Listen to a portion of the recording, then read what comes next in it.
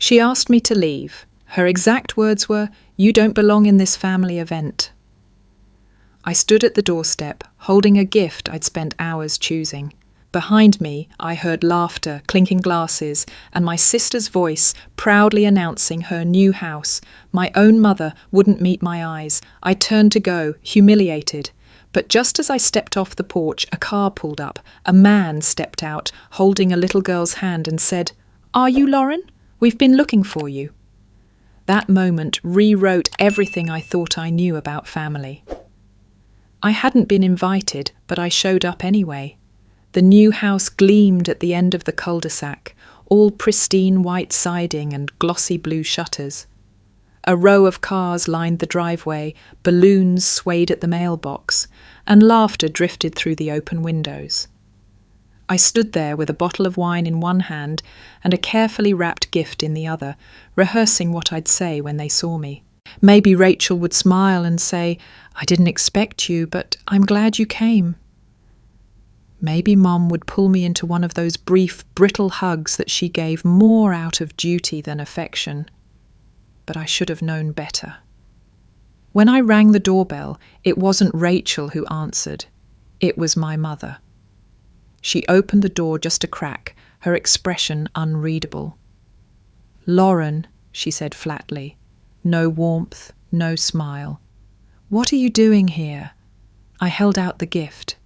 "I just wanted to drop this off. For Rachel. Housewarming." She didn't even glance at it. "You should have called first." "I figured it'd be okay. It's a family gathering." She paused, then looked over her shoulder. I caught a glimpse of the living room. Strings of fairy lights, a table laden with finger foods, people milling around with drinks in hand. Rachel's laugh rang out, high and delighted. When she turned back to me, her eyes were cool. "Lauren, I think it's better if you don't come in. Rachel, she's under a lot of stress. We don't want drama today." My throat closed. "I'm not here to start anything." "It's not about that," she said quickly. And that was worse, because that meant I didn't even need to do anything to be a problem. I just was one by default. "It's just, Rachel didn't want things to get uncomfortable." "Uncomfortable?" I echoed. "She's my sister." "She's starting a new chapter in her life," Mum said softly. "You have your life too. Let's not force anything." I stood there for a long second. Then Rachel appeared behind her. Perfect curls, flawless makeup, holding a flute of champagne. When she saw me, her smile vanished. "You came?" she said, like it was a joke. "You really showed up?" "I just wanted to give you this," I said, holding out the gift. She looked at it like it was a dead bird. "You didn't need to." "I know." "Well," Rachel said, her tone frosty, "this is kind of a close friends and family thing, you understand." That last part hit like a slap. Close friends and family, and I was neither. I nodded once because I couldn't speak. My face was burning. "Okay," I said quietly. "I'll go." I turned away, blinking hard, my fingers tightening around the ribbon of the gift I hadn't let go of. Behind me, the door clicked shut, and that was when the headlights hit me. A black SUV eased into the driveway. I froze as it came to a stop beside me. The engine cut, the door opened, and a man stepped out. Early 40s, sandy hair, kind eyes. He walked around to the passenger side and helped a little girl, maybe 7 years old, climb out. She looked up at me and smiled. "Are you the butterfly lady?" I blinked. "What?" The man stepped forward. "Excuse me, are you Lauren Miller?" I hesitated. "Yes." He smiled. "We've been looking for you." "We've been looking for you," the man repeated, offering a tentative smile. I stared at him, momentarily frozen. After the emotional ambush at the door, my brain wasn't exactly processing kindness. "I'm sorry, do I know you?" "Not yet," he said, "but we were told to look for a woman named Lauren Miller, an interior designer. My daughter's school recommended you for a consultation. You do residential spaces, right?" I blinked. My mind flicked through conversations I barely remembered. Someone's neighbour, someone's cousin, had asked for my card months ago. I must have slipped into their recommendation list. Right now, it felt like the universe's weird joke. "You're here for design work?" I said slowly, the words feeling foreign after the sting of rejection just minutes before. "Yes," he nodded. "I'm Noah. This is my daughter, Lily." Lily beamed up at me. "Hi, I like butterflies. They said you made a butterfly room." I laughed, despite everything. I did, for a little girl who loved reading about cocoons. "She had cancer," Lily said solemnly. I nodded. "She did, but she's better now.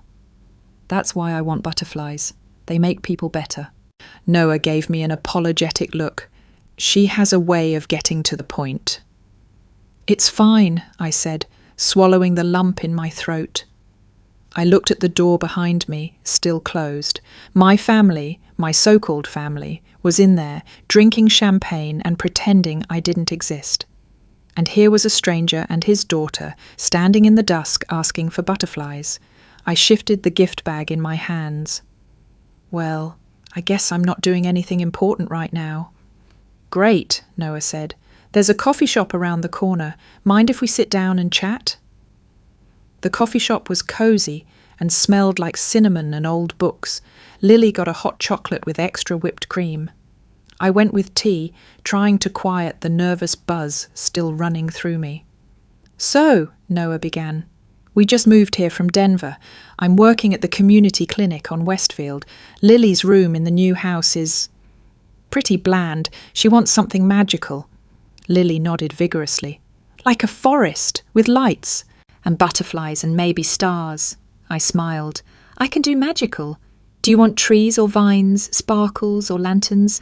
"Lanterns!" she shouted, and Noah chuckled. "She'll design the whole thing if I let her." "I like kids with vision," I said. He leaned forward slightly.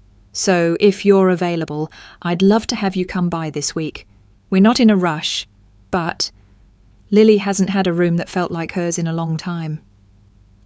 There was something in his voice, quiet sorrow, carefully managed. "Is her mom?" I asked gently. He gave a small nod. "Passed 2 years ago. Car accident. I'm sorry." "Thanks. We've been figuring it out, day by day. Moving here felt like a fresh start." Fresh start. I turned those words over in my head. I'd walked into this evening hoping to prove I still belonged to a family. Instead, I'd been politely ejected from it. Maybe this accident of timing wasn't an accident at all. "I'd love to help," I said finally. "Let's set something up." Lily reached across the table and touched my hand. "Can you make the butterflies purple? That's my favourite. Purple butterflies it is." When I got home that night, I sat on my couch in the dark, still holding the unopened gift. I'd left it on the passenger seat, unable to make myself throw it away. Maybe part of me had hoped someone would call after me, that Mum would text, that Rachel would crack the door open and say, "Wait." They hadn't. Instead, a little girl had called me the butterfly lady. A man had looked at me without judgment, without the weight of comparison. My phone buzzed, a text from Noah. "Thanks again for meeting us. Lily's still talking about purple butterflies." I smiled. It wasn't the night I planned, but maybe it was the night I needed. The next morning, sunlight spilled across my kitchen floor like a silent invitation. I made coffee and stood by the window, watching the trees sway in the wind. My phone buzzed. Noah again. "Would tomorrow work for you to see the house? Lily's already making sketches." I smiled. That girl had spirit. "Tomorrow's perfect. Morning or afternoon?" He replied immediately. "Afternoon. I'll send the address." I stared at the message longer than necessary, like it was a lifeline. After the blow from my family, the idea of doing something creative again, especially for someone like Lily, felt like air returning to my lungs. Noah's house was tucked at the end of a quiet street, older than the others, with character. I liked it instantly. Ivy crept along the porch railings, and the front door was painted a bold teal that reminded me of ocean glass. A welcome mat said, "Take your shoes off and stay a while." Lily greeted me barefoot, wearing a purple tutu over leggings and a crown made of felt stars. "You came," she squealed. "Of course I did." She grabbed my hand and pulled me inside. "Come see my room, it's upstairs, but don't look until I say ready." I followed, her tiny hand firm in mine. The house had creaky floors and light streaming through tall windows. It smelled like lemon and books. Noah met me at the top of the stairs. "Hey, sorry, she's got a whole presentation prepared." "I'm here for it," I said. He grinned and gestured to the room on the right. "That's the princess lair." Lily positioned me in the doorway. "Okay, 3, 2, 1, tada!" Her room was mostly bare, white walls, a twin bed, one bookshelf, but on the floor were sketches taped together like a storyboard, crayons, markers, glitter glue. "I want this to be a forest," she said seriously, pointing at one wall, "but with flying butterflies, and this part is the moon corner where I read." I knelt down beside her. "You've got real vision." "She gets that from her mom," Noah said from the doorway. "Rachel was an illustrator. She loved colour." "Rachel?" I asked, stomach tightening. He nodded. "My wife." The knot in my gut loosened. Not my sister, then? Of course not. The world didn't revolve around Rachel. Still, the coincidence of the name made something in me twitch. "She passed 2 years ago," he continued. "Lily barely talks about it, but when she does, it's usually through drawings." I looked at the little girl again, her head bowed over the sketches, focused, determined. Her grief lived in colours. "I think we can make this magical," I said. "With real texture, painted vines, 3D butterflies hanging from the ceiling, soft lighting that changes at night." Lily gasped. "Can I help paint?" "Absolutely." "She's serious," Noah said. "You'll have glitter in your hair for weeks." "Occupational hazard," I joked. For the next hour, we mapped out ideas, where the vines would go, how to build faux tree branches that could hold fairy lights, what shade of purple the butterflies should be. Noah sat on the floor with us, adding ideas, drawing surprisingly good sketches. "You're not bad," I teased. "I used to help Rachel with her storyboards," he said quietly. The silence that followed wasn't heavy. It was respectful, a moment for memory. As I packed up to leave, Lily threw her arms around my waist. "Don't forget me." "Never," I whispered. Noah walked me to the door. "Thanks for being so kind with her, and with me."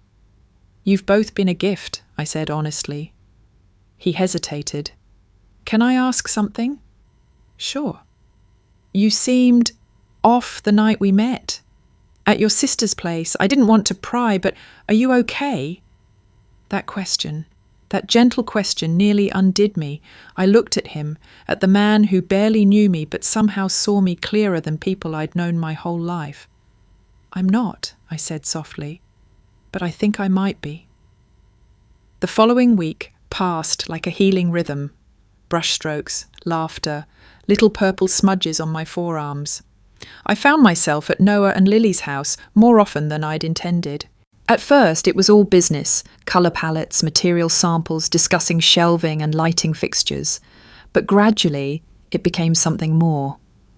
Lily would sit beside me while I painted, legs crossed like a tiny yogi, asking questions that veered between design theory and whether butterflies had best friends. I'd answer seriously, and she'd nod like a professor evaluating my logic. One afternoon, she handed me a folded piece of paper. "It's for you," she said, "but you can't open it until you get home." I waited until I was alone in my apartment, curled on my couch. Inside was a drawing of the 3 of us standing in front of her new room, Noah, Lily, and me, with a big sun above us and the words "My new team" scrawled in crayon. I didn't know whether to laugh or cry. By the end of that week, the butterfly room was nearly done. Vines curled across the ceiling, dotted with fairy lights. Soft blue walls blended into stenciled trees that Lily and I had painted together. Suspended from the ceiling were 20 hand-painted butterflies, each one unique, each one hers. "You made magic," Noah said softly one evening as we stood in the doorway. "I just gave her a safe place," I replied. "That's magic to her." There was a pause, warm and heavy. I could feel the air shift. "Listen," he said, clearing his throat. "I've been meaning to ask. Would you want to come with us this weekend? There's a festival at Greenridge Park. It's silly. Rides, fried food, kids screaming, but Lily would love to have you there." I smiled, despite the flicker of hesitation. "I'd like that." Saturday was bright and unseasonably warm. We met at the park entrance, and Lily ran toward me full speed in a rainbow dress and butterfly wings. She attached herself to my leg like a koala. "You're here," she squealed. "You promised." "I always keep promises," I said, scooping her up. The park buzzed with music and the smell of popcorn. We rode the carousel twice, painted our faces like forest creatures, and shared a funnel cake so sweet it made our teeth ache. When Lily ran ahead to a glitter tattoo booth, Noah and I sat on a bench watching her. "She's been happier this week than I've seen in months," he said. "That's because of you." "I think it's both of us," I replied. "You give her stability. I just brought some colour." "She's started drawing again," he added. "Not just butterflies, everything. Us, her dreams. She's dreaming again." The words nestled somewhere deep inside me. I'd forgotten how much it meant to be needed. A moment passed, thick with meaning, and he turned to me. "Lauren," he said, "I don't want to rush anything, but this feels like something, doesn't it?" It did. It felt like a door slowly creaking open. But just as I opened my mouth to reply, I heard my name. "Lauren?" I turned, and there, just a few feet away, stood my sister, Rachel. Her perfect hair, her designer coat, her signature shade of lip gloss. "What are you doing here?" she asked, voice sharp. I blinked. "Attending a festival, like everyone else." "With him?" she asked, glancing at Noah, then back at me. "You're seriously with him?" "Unbelievable," she muttered, laughing coldly. "Of course, you just couldn't stand being left out again." Noah stood, calm but firm. "I don't know what's going on here, but this isn't the place." Rachel scoffed. "You don't know her. She's always been like this, swooping into my life, trying to take what's mine." I felt the heat rise in my chest. "I wasn't even invited to your party." "Exactly," she snapped. "And yet you showed up anyway." People were starting to look. Lily returned just then, oblivious, holding up her glitter tattoo. "Look, it's a moon!" I knelt beside her, blocking her from Rachel's line of fire. "It's beautiful, sweetheart." When I stood again, Rachel was gone, but her words lingered in the air like smoke. Rachel's outburst stayed with me like a bruise under the skin, tender and slow to fade. Even after she vanished into the crowd, her voice echoed in my head, twisting around every quiet moment. I should have been used to it by now. She'd always had a way of rewriting reality with venom and a smile. Still, that moment at the festival marked a shift. Noah didn't ask questions right away, but I knew he had them. The next day I got a text. "Hey, want to talk over coffee? Just us." I hesitated, but I owed him clarity, or maybe I owed myself that more. We met at a little cafe downtown, all rustic wood and potted plants. He was already seated when I arrived, fingers curled around a mug, brows lightly furrowed. "Hi," I said, sliding into the chair across from him. "Hey." There was a long pause. "So," he started, "Rachel's your sister?" I nodded. "And she wasn't happy to see you?" I let out a dry laugh. "That's putting it mildly." He studied me. "You don't have to explain, but if you want to, I'm listening." I looked down at my coffee, swirling it slowly. "She's always been the golden child, ever since we were little. Straight-A student, homecoming queen, medical school. She fit the mould. I didn't. I liked art and design. I was quieter. I didn't shine the way she did. He didn't interrupt. I left home at 19, paid my way through college, built everything myself. But no matter what I did, it was never enough. Every family gathering, every phone call, it was always Rachel did this, or why don't you settle down like Rachel? I was invisible. He exhaled slowly. That explains a lot. I didn't mean to get in the middle of anything between you two, I said quickly. If this makes things complicated... It doesn't, he cut in. I'm not dating your sister. I barely know her outside of a few meetings at the clinic. Honestly, I had no idea you were related. She didn't know about me either, I said, almost to myself. He frowned. She didn't know... She didn't even recognize me at first, the day we met. Just looked past me like I was some stranger. Maybe I was. Silence fell between us, heavy but not hostile. Then Noah leaned forward, voice soft. I don't know what your family sees when they look at you, but I see someone who walks into a broken room and makes it beautiful. Someone who brings light when things feel dark. That's rare, Lauren. The words hit harder than they should have. I blinked fast. Thank you, I whispered. Later that week, I stopped by the clinic Noah worked at to drop off a folder of finalised sketches for their break room redesign. It wasn't part of the plan, but after he saw the butterfly room, he asked if I'd help create a more peaceful space for the staff. As I walked through the hallway, familiar voices drifted through the door of one of the conference rooms. She's not even certified for commercial work. I mean, do we really want someone like that on a medical project? Rachel. I froze, just out of sight. She's not exactly professional. She doesn't understand boundaries. You should have seen her at the park, clinging to my co-worker like a schoolgirl. My face flushed hot. Another voice responded, someone I didn't recognize. She's the one who did the child therapy room mural, right? That space is incredible. Rachel's tone sharpened. Sure, but just be careful. She knows how to make things look nice, but trust me, there's always a catch. I didn't stay to hear the rest. I turned and walked straight out the side door, folder still in hand. In my car, I sat for a long moment before setting the folder on the passenger seat and driving away. I wasn't going to let her take this from me too. That evening I didn't tell Noah about what I'd overheard. I told myself it didn't matter, that the work spoke for itself, that the people who mattered could see the difference between substance and slander. But the truth was, her voice had crawled under my skin again, just like always. It wasn't just the words, it was the ease with which she dismissed me, like I was a persistent stain she couldn't scrub out of her carefully curated life.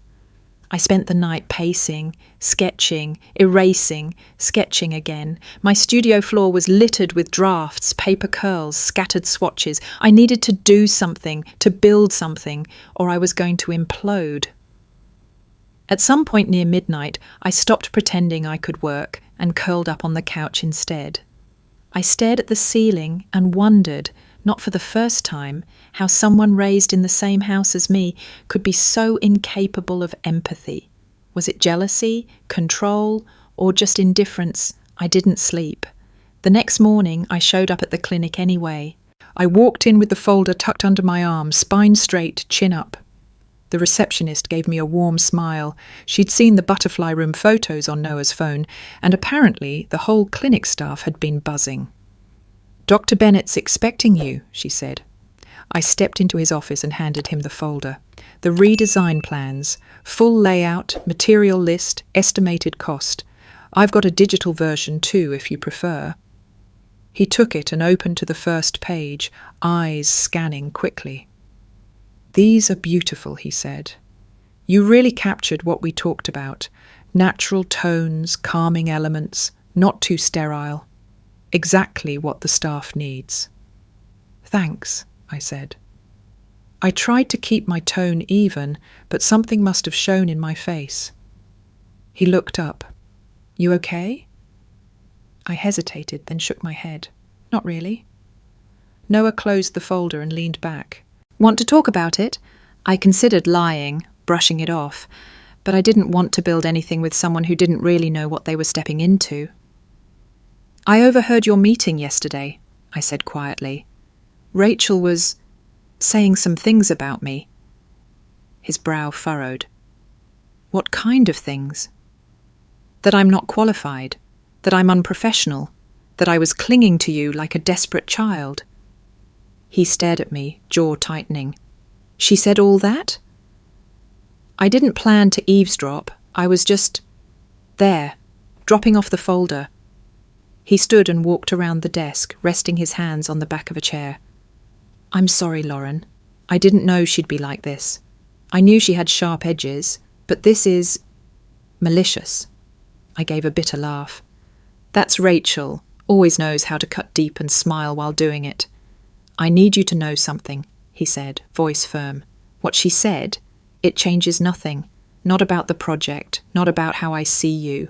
If anything, it shows more about her than you. His words steadied me more than I expected.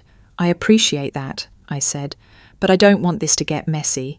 If working with me causes tension between you and her, she's not part of my life, he interrupted. She works in the same building, that's all. I nodded slowly. He softened. What she said. Does it make you want to walk away from this? I considered that. It would have been easier, familiar even. The Lauren from a few years ago might have ghosted the entire situation and started over somewhere else. But that woman wasn't here anymore. No, I said. It makes me want to finish it, better than ever. His smile was quiet, proud. That's the Lauren I know.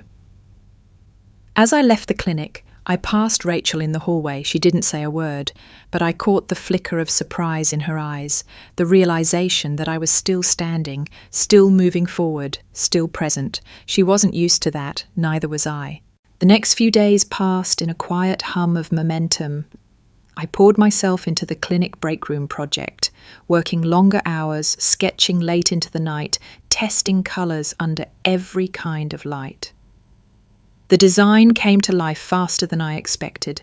Soft moss greens, warm wooden textures, a mural of abstract trees growing from the walls, their branches stretching wide like a canopy.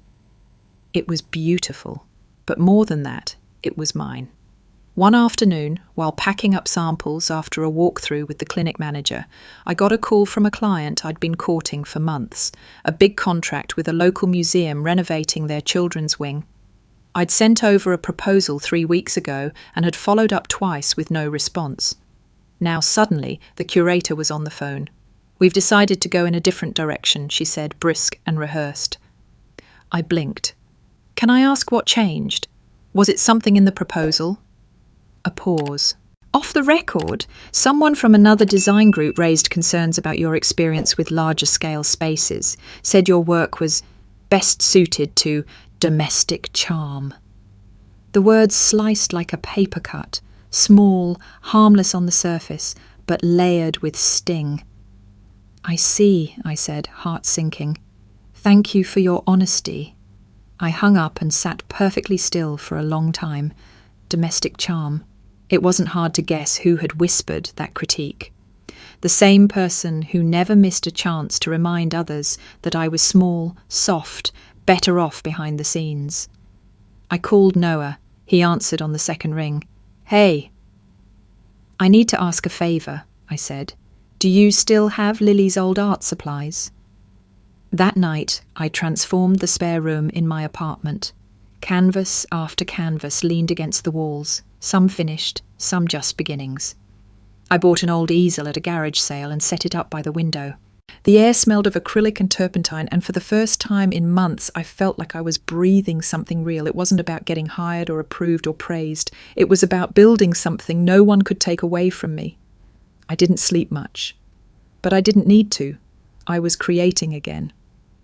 2 days later, I posted photos of the butterfly room, the clinic break room, and my new studio space on my design account. No filters, no fluff. Just quiet captions about what each space meant to me. The response was instant. Clients commented, past collaborators shared it.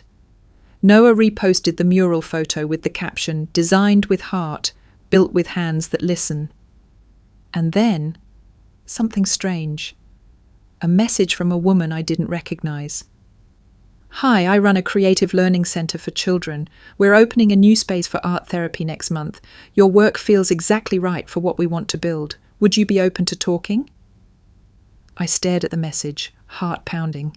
I read it again and smiled. Not Rachel, not my mother, not even my past failures could erase this. This was mine, grown from wounds, watered with resilience.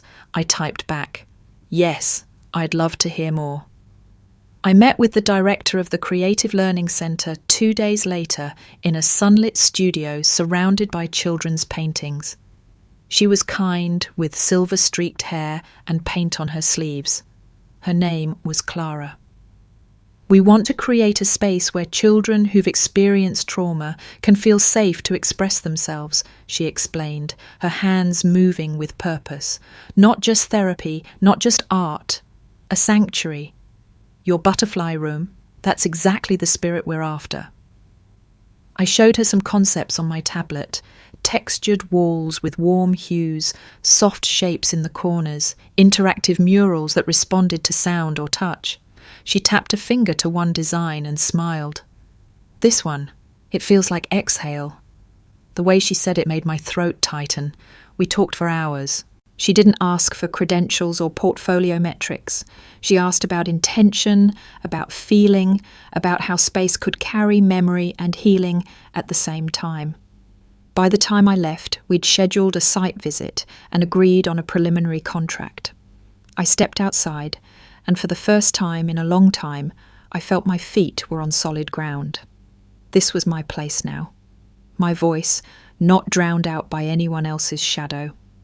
Later that week, I hosted Lily in my studio. She came armed with glitter pens and a backpack full of stickers, determined to decorate your boring walls.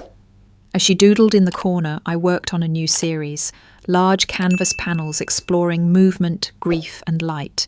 She hummed a tune as she worked, and the space filled with warmth. "You know what?" she said suddenly, putting down her pen. "What?" "This place feels like a hug." I turned to her, surprised. "A hug?" She nodded. "Like when you miss someone and they come back, even just for a minute." I didn't know what to say. My eyes stung a little. Out of the mouths of children sometimes came truth. That night, Noah picked her up. He stepped into the studio, taking it in with a slow, appreciative look. "This place," he said. "It's you. It feels grounded." "Thanks," I said. "It's still taking shape." He moved closer to one canvas, an abstract swirl of dark blue and ash fading into pale gold. "What's this one called?" "Reclaiming," I said. He smiled, soft and real. "I love that." There was a pause, not awkward, not uncertain, just full. "I've been meaning to ask," he said. "How are things with Rachel now?" I sighed. Silent. She's good at that. She doesn't deserve the weight she takes up in your life. "I know," I said.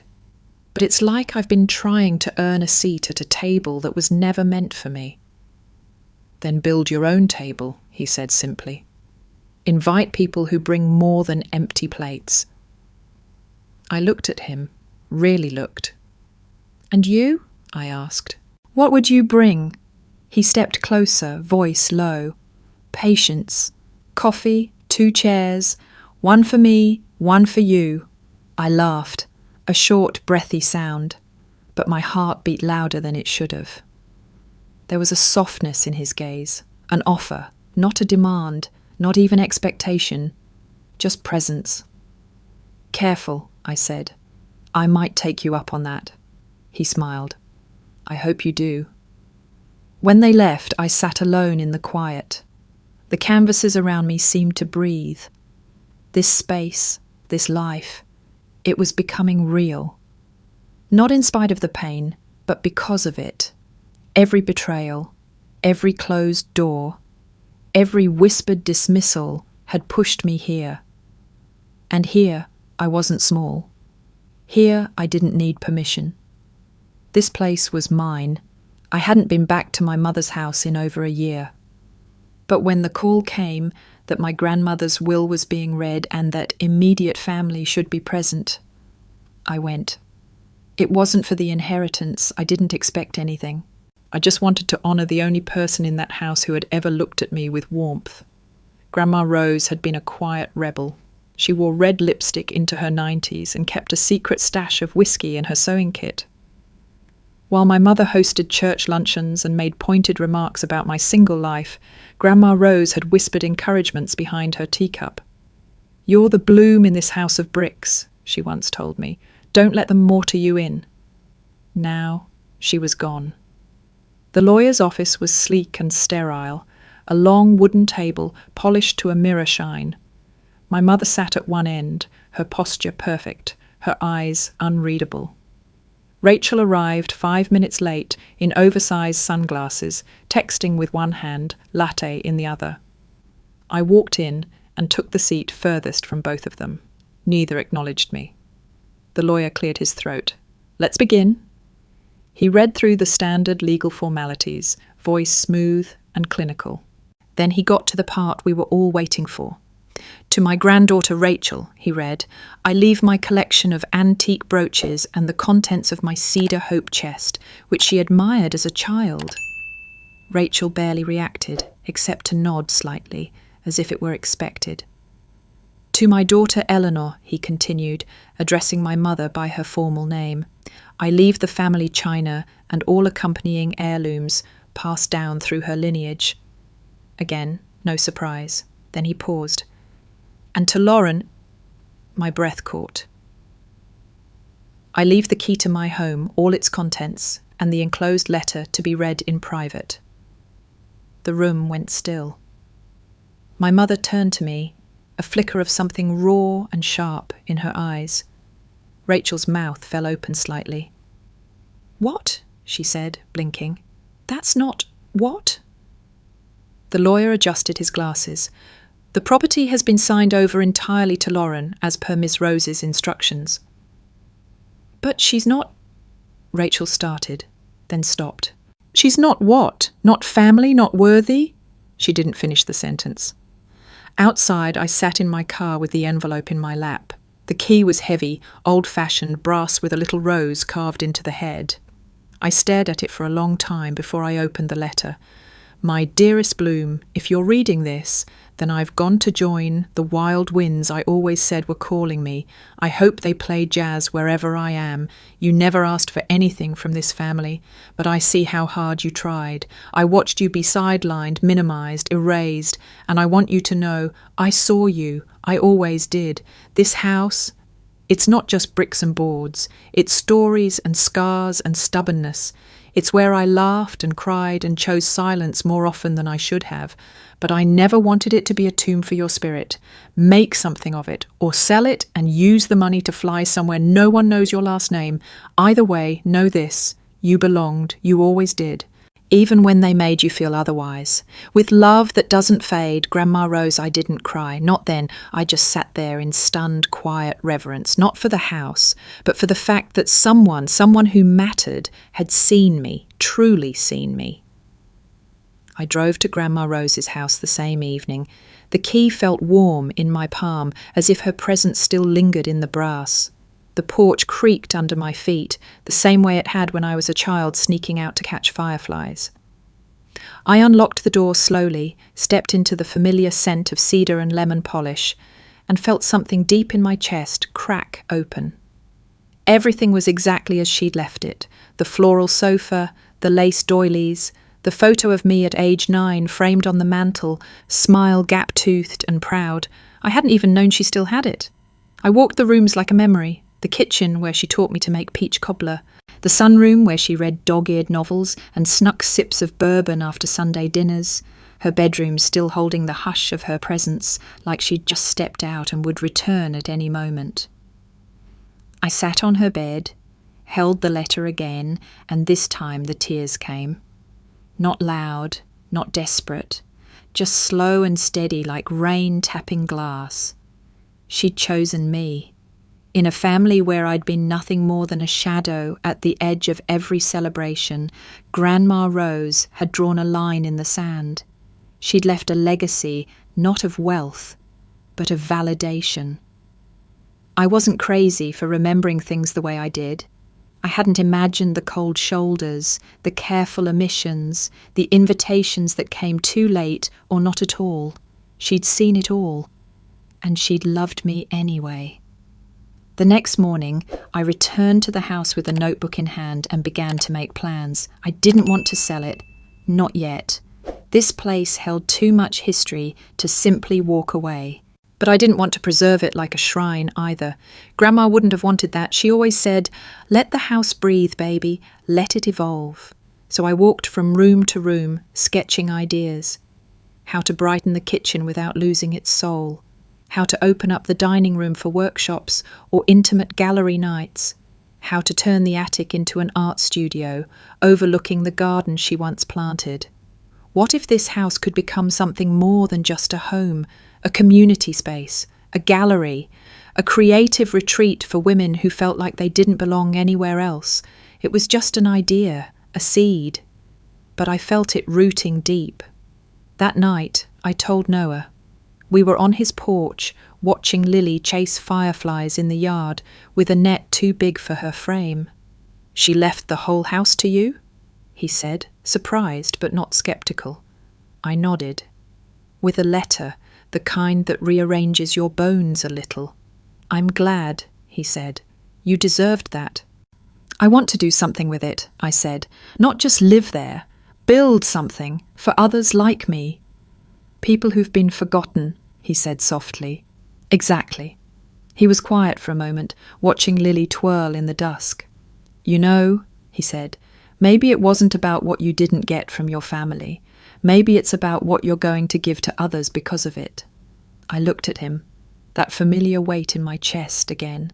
Not pain this time, but hope pressing outward, trying to make space for itself.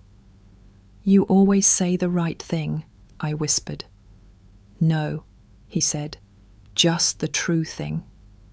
When I left his house that night, I drove past my mother's. I hadn't seen her since the reading of the will, but her car was in the driveway and the porch light was on. I didn't stop. Not yet. Maybe not ever. For once, I didn't need her to say I mattered. Grandma Rose already had. The first open house was scheduled for a Saturday afternoon. Sunny skies, fresh flowers in the vases, cookies baking in the oven, and a soft playlist humming through the rooms. It wasn't a real estate showing, it was a soft launch, as Clara called it. A quiet invitation to friends, neighbours and local artists to come see the space, to feel what it could become. I'd spent weeks preparing, painting the front room into a gallery-like white, leaving Grandma's armchair in the corner like a quiet nod to the past.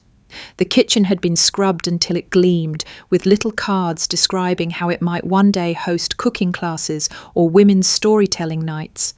The sunroom featured pieces from local painters and ceramicists, most of them women I'd met through Lily's art school or at weekend markets. By noon, the rooms were alive with conversation and laughter. Someone played the piano in the parlour. An older woman with silver curls who said music had pulled her through chemo. A mother from the neighbourhood sat in the dining room sketching her daughter while sipping tea. Everywhere I looked there were women making space for themselves, for each other. And then I saw her, Rachel. She stood in the foyer, arms crossed, lips pressed in that familiar judgmental line.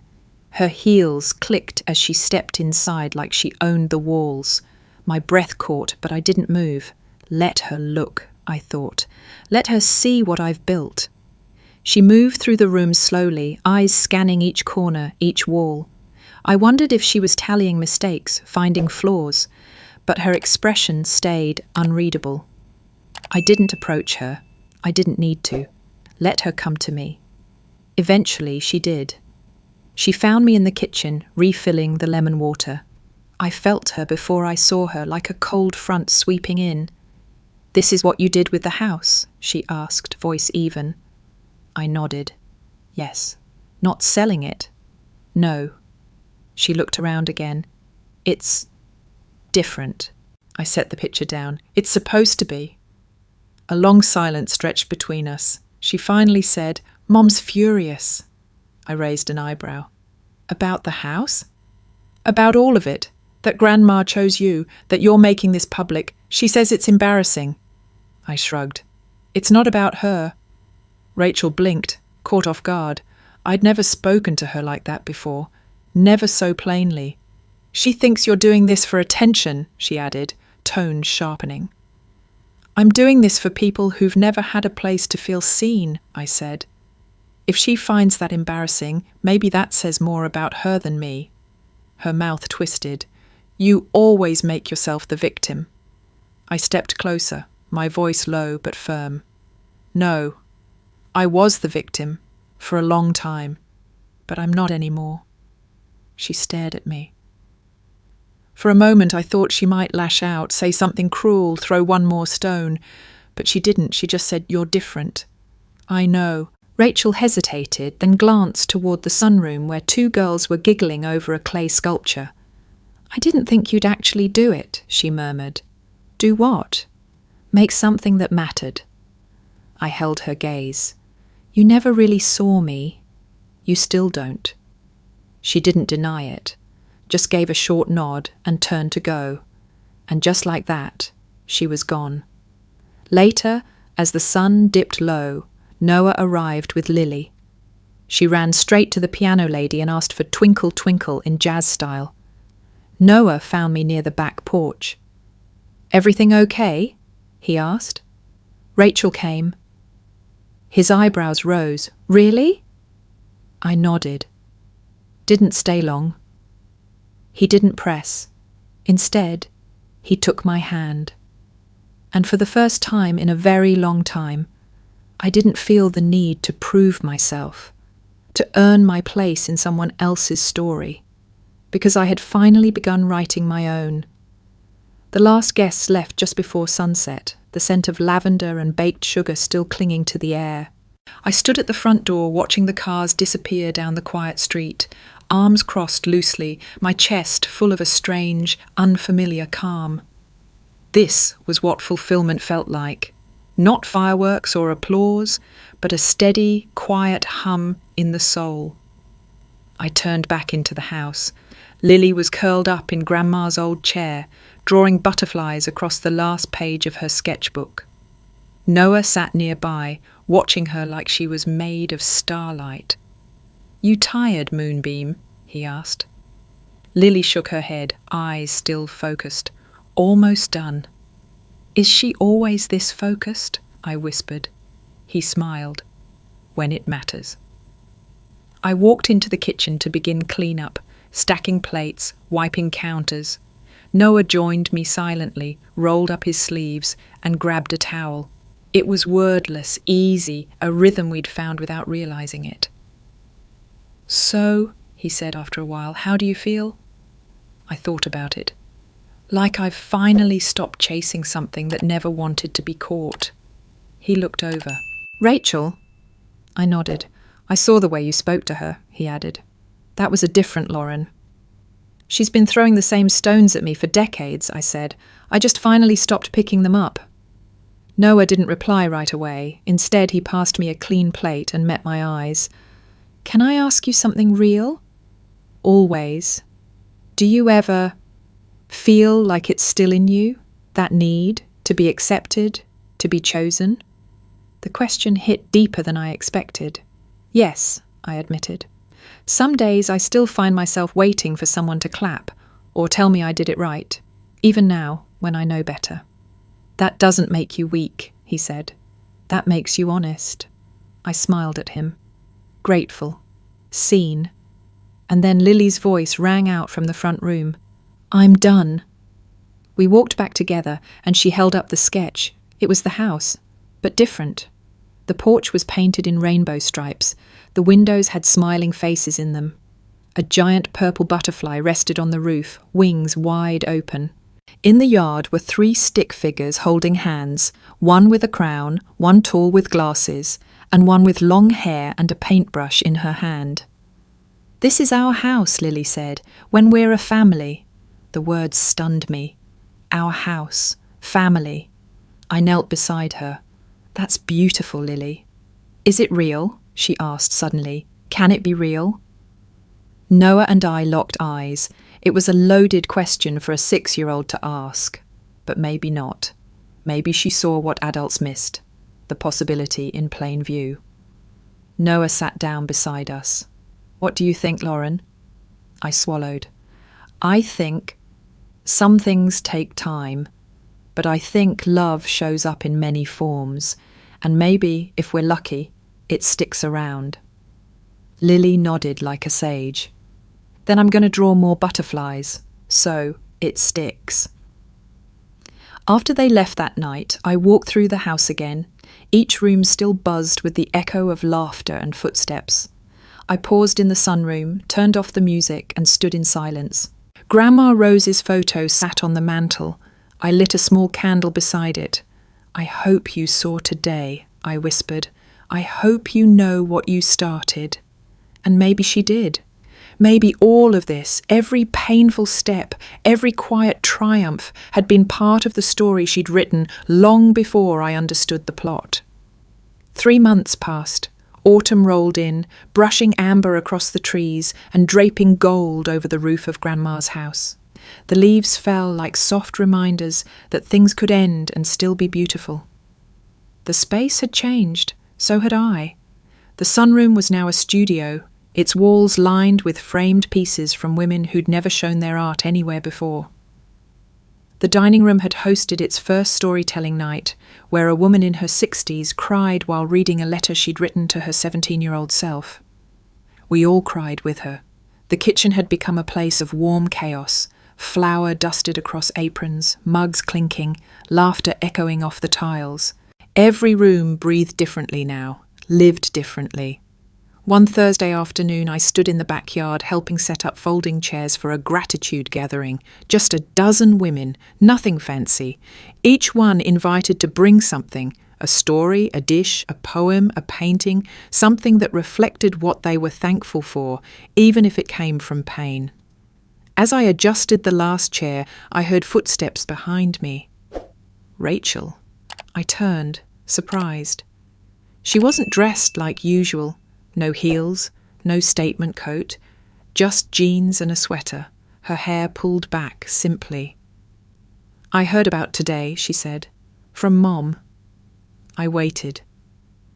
"She says you're creating some sort of cult for lonely women." I snorted. "Sounds about right." Rachel hesitated, then offered a folded piece of paper. "I wrote something," she said, "in case I was allowed to join." I blinked. "You want to read at the gathering?" She shrugged, uncomfortable. "I don't know. Maybe. Or maybe I just needed to write it." I took the paper. Her handwriting, always perfect, lined the page. I didn't read it yet. "You don't need my permission," I said. "But if you're looking for a seat, there's one right there." I pointed to an empty chair near the centre of the circle. Rachel looked at it like it might bite. Then slowly, she sat. Later the women arrived, wrapped in shawls and stories. We passed around spiced cider and slices of pumpkin bread. Laughter floated like leaves in the wind. As twilight approached, one by one, each woman stepped forward to share. A poem about healing from divorce. A song about losing a child and learning to breathe again. A sketch of a tree with broken branches that still bloomed. Then it was Rachel's turn. She stood awkwardly, holding her paper like a lifeline. "I don't usually do this," she began, voice thinner than I'd ever heard it. "But I've been watching someone I thought I knew become something I didn't expect." Her eyes flicked to me. "This is for her," she read slowly, stumbling at first, then steadier. "To the girl I called invisible. I see you now. I saw the mess you carried and mistook it for failure. I didn't realize it was survival. I laughed at your softness because it scared me. I thought sharpness was power. I thought perfection was love. But you You made something real. You built a table where everyone gets a seat, even me. Thank you for keeping a chair open. When she finished, the silence was rich and full. I couldn't speak, not yet. But I stood, walked over, and placed my hand on her shoulder. It was enough. That night, after the last goodbye, I stood in the quiet again. The house behind me glowed soft. The table in the yard, half packed, still held the energy of women who'd brought their broken and their brave. This, I realised, was the legacy Grandma Rose meant to pass on, not furniture, not heirlooms, but the courage to create space, to reclaim the story, to build the table you were once denied. 2 weeks after the gathering, I received a letter in the mail. Not an email, not a message, an honest-to-God envelope sealed with a wax stamp I recognised immediately, Grandma Rose's. My heart skipped. The return address was her old attorney's office. Inside was a final addendum, something she had instructed to be mailed after the house had become something new. It was short. Just a single sheet. Lauren, my bloom. If you're reading this, it means you've already made something beautiful. I knew you would. I just wanted to leave you with one more gift. In the garden, behind the greenhouse, there's a stone marked by time. Beneath it is a box. Don't be afraid to open what's been buried. It's part of your roots. All my love, Grandma R. I didn't wait. I grabbed a shovel and walked behind the greenhouse, heart thudding. I knew the stone. It had always been there, lopsided, half buried in ivy. We used to pretend it was a fairy tombstone. I knelt, pulled the weeds, dug slowly. My hands trembled when I hit something solid, an old tin box, rusted but intact. Inside, a small stack of photos, a velvet pouch, and a folded cloth journal. The photos were of me, as a child, painting, sleeping on her lap, reading in the sunroom. Candid, secret, proof that someone had treasured me even when I hadn't known. The pouch held a locket, her initials on one side, mine on the other. Inside, a tiny pressed flower and a miniature portrait of me at 12. And the journal. That broke me. It was hers. She'd written about every visit, every phone call, her thoughts about my mother, her regrets for not intervening more, her fears for me, her pride, her hopes. The last entry read, "If Lauren ever reads this, I want her to know she was never a burden, never a mistake. She was my heart walking outside my body." I sat there in the dirt, crying softly into a lap full of memories. Days later, I found myself painting again. Not commissions, not murals, just for me. A large canvas in the sunroom, deep blues and rose gold streaks, a butterfly in flight, its wings catching fragments of light, not delicate, not perfect, but rising. Noah came by with Lily in the late afternoon. She saw the painting and gasped. "That's your soul," she said simply. I smiled. Maybe it is. Noah stepped beside me, brushing my hand with his. I've never met anyone who turned pain into purpose the way you do. It took a while, I said, but I stopped waiting for someone else to write my ending. We stood in silence a moment longer. Then he said, "I'd like to be part of whatever comes next, if you'll let me." I turned to him, the weight in my chest lifting slowly. "I'd like that," I whispered. Weeks passed. Winter crept in. The house stayed warm, not just with heat, but with spirit. The gatherings continued. Art, music, healing, a community rooted in courage. One evening, I hosted a celebration called Stories We Weren't Allowed to Tell. Women brought their journals, their poems, their confessions written on napkins. One even brought a photo of her younger self and read a letter of forgiveness aloud. I shared part of Grandma's journal. There wasn't a dry eye in the room. Afterward, someone asked, "What do you call this place now?" I looked around, at the women lingering by the fireplace, at Lily showing someone her newest drawing, at Noah pouring cider into mismatched mugs, and I said, "The table. No more needing a seat at theirs. I'd built my own." and it was full,